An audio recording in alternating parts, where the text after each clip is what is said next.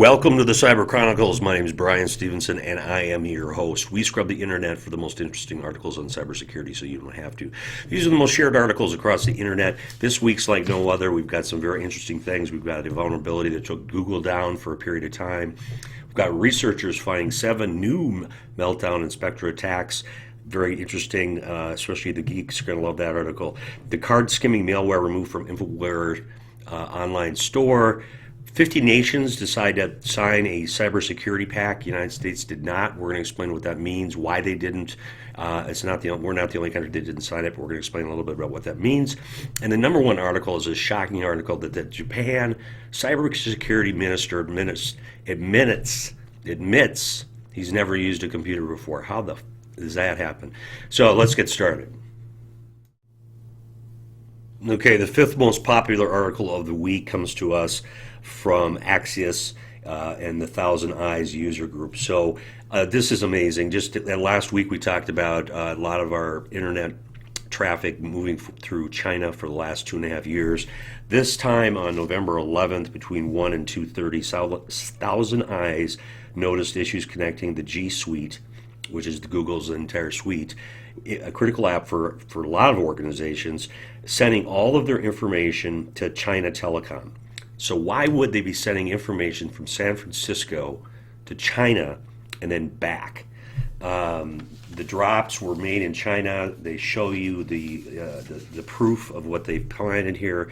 And again, they're coming back and saying, hey, it's just a BGP routing instruction error. It was a mistake.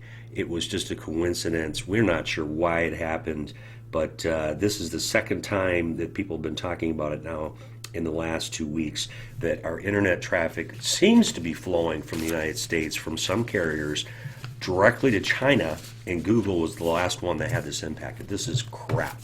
So that was our 5th most popular article of the week. Read it. We'll have the link below. A very interesting article. Okay, our 4th most popular article of the week comes to us from ZDNet. Researchers find and discover new Meltdown and Spectre attacks against AMD, AMR, and Intel processors. These are particularly worrisome because it's part of the hardware versus software, so it's a much more difficult thing to rectify once you find these attack vectors. But they found 7 new attack vectors. Intel and AMR have already acknowledged this and are already doing what they can to rectify these situations.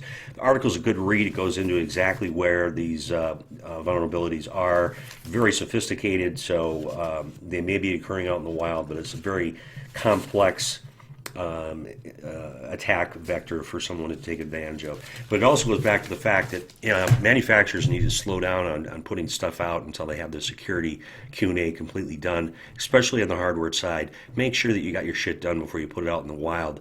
Otherwise, we're going to have issues out in organizations. So that was our 4th most popular article. Let's move on to number 3. This is a crazy one. Okay, the 3rd most popular article of the week, again, ZDNet. Is that right? Yeah, it's two articles in a row, ZDNet. Yeah, 2 articles in a row, ZDNet. Thanks. Tip of the hat. Boo! Card skimming malware removed from InfoWars online store. This is the store for Alex Jones, the freak show that's a conspiracy theorist that's gotten banned by almost every social media outlet out there. It's be careful when you play with fire because people are going to start to come after you, and apparently somebody did, and they put malware on their site, and they affected about 1,600 users. They did remove it, and it was doing card skimming. It was taking information from everybody, purchasing information from Alex Jones' website. That was our 3rd most popular article of the week. Let's get on to number 2. Okay, our 2nd most popular article of the week comes to us from Axios. More than 50 nations, but not the U.S., signed into a cybersecurity pact. Makes it sound very ominous, right? We're the only ones that did not sign. It's actually not true. I'm trying to sell papers here probably. But there was an international agreement on cybersecurity principles on Monday as part of the Paris Peace Forum.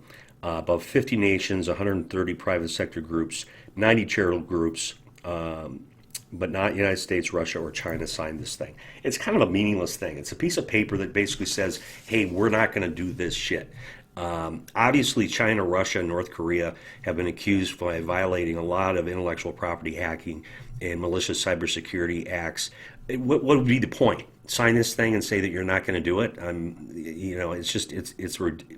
it's meaningless. So, but they did go through this process. It is an article. It is the second most popular article out there, shared, making it look like the U.S. doesn't care. But honestly, again, this is a meaningless piece of paper with no teeth in it whatsoever. So that was our second most popular article of the week. So let's move on.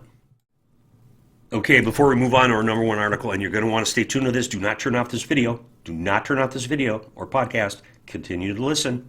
I know who you are.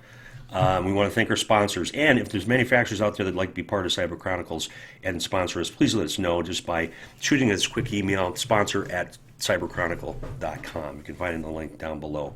So before we get started, we're going to play just a quick commercial by our number one sponsor, Focus Point Technologies. But we'd also like to thank Trend Micro and Komodo in particular, and FireEye for helping us grow this channel.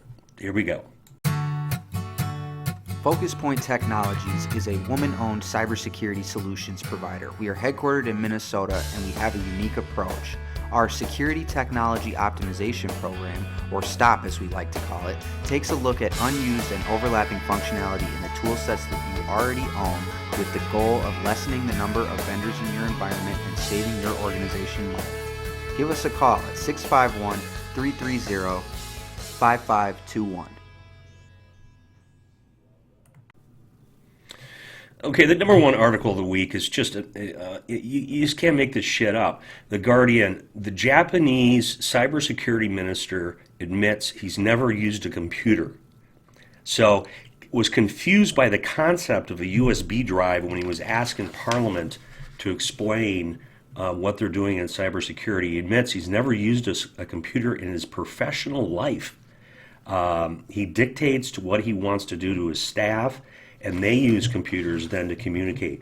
It is absolutely unbelievable that somebody would be responsible for cybersecurity who doesn't use technology, especially Japan. Japan will eventually wake up in the IP war like everybody else has, that they're being attacked. But for God's sakes, put somebody in there that's got at least some basic computer knowledge. But Japan, the guy doesn't even use a frickin' computer? You kidding me? Anyway, that was our number one article of the week. Thank you so much for listening to the Cyber Chronicle podcast. We appreciate it as always. Please subscribe. Please click that button down below. Add comments if you want to hear different things. We're always open to hearing suggestions and everything like that. And let's have a great week, and always be safe. Take care.